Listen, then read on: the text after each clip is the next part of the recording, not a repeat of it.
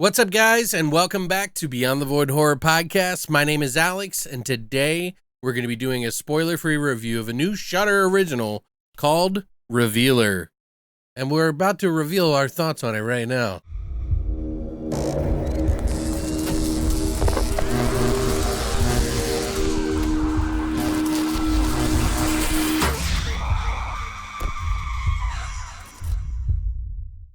So I never even saw the trailer for this, and typically, Shudder has a pretty good draw when it comes to movies that they pick. It's not always 100, 10 out of 10 every time, but they tend to have ones that I do enjoy, and I always feel like I can just take a risk with them. So I just dived into this one. I had no clue, really. I read the synopsis, which I thought was relatively interesting. But also, to keep in mind, when we talk about this, I'm going to try to make this in one go, so I have to do less editing on it because my sleep shit has been getting me, it's driving me nuts, guys. Like, I cannot stay awake for long periods of time, and it's hard. So hopefully you understand. I'm just going to try to do this in one take, and then we'll, put out more maybe that way. I don't know. We'll see. So this story is about two women. One that's a protester for sex and sex work, and they don't like it. They're like a religious zealot of sorts.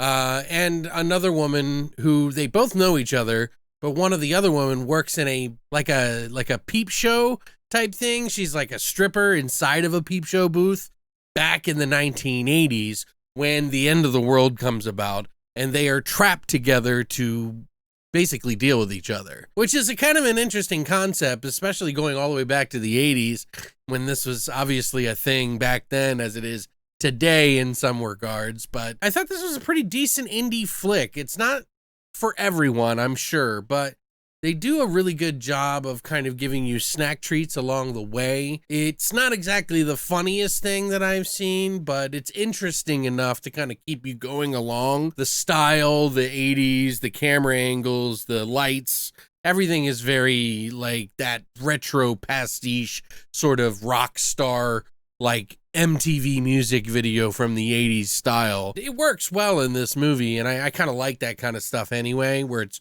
oversaturated and there's a lot of different lights going on. Kind of adds to this sort of appeal that you get from 80s movies, especially if you're an 80s movie fan like myself. It's considered a comedy, I guess. I mean, I don't really know 100%. There are jokes in it, but they don't really land as much as I was hoping. But again, there's some stuff that happens in this film, and it's shot competently enough and acted competently enough that I enjoyed it. These are the type of movies that are indie, they're made on a really small budget, and I think they had a really big idea and kind of made do with what they had on a small scale while still making it seem big, which is kind of great. Now, I'm not going to give this a huge score. I'd probably give this movie like a 6.5. Wasn't necessarily for me, but I still enjoyed it, and I think it's above average in the indie film department, and I would like to see more from the director, which, by the way, is Luke Boyce, who did the writing and directing on this. They've done a ton of short films, one that was really successful called The Puka, about a bunny rabbit. Not the Hulu one, Puka Puka, but a bunny rabbit. It was a different one. And they've also done a few documentaries. So this is technically their first feature film as far as like a movie, not a documentary. They also had help from Michael Morrissey and Tim Seeley to kind of help flesh out the story and keep it lively. And if you recognize that name, Tim Seeley, that's probably because you've been a fan of Hack and Slash, which he helped create, and Pencil, which I would love to see more of that, but I don't know how much he was involved in this one. So there is a little bit of a heavy third act that gets into, why this is happening with different characters. You got the stripper who's obviously should be going to hell, and the protester who's still there for some reason, and they're kind of arguing and bickering back and forth while all these otherworldly sort of demonic things and kind of practical gore effects things happen. It's not heavy on the gore, by the way, but it is pretty good at what it does.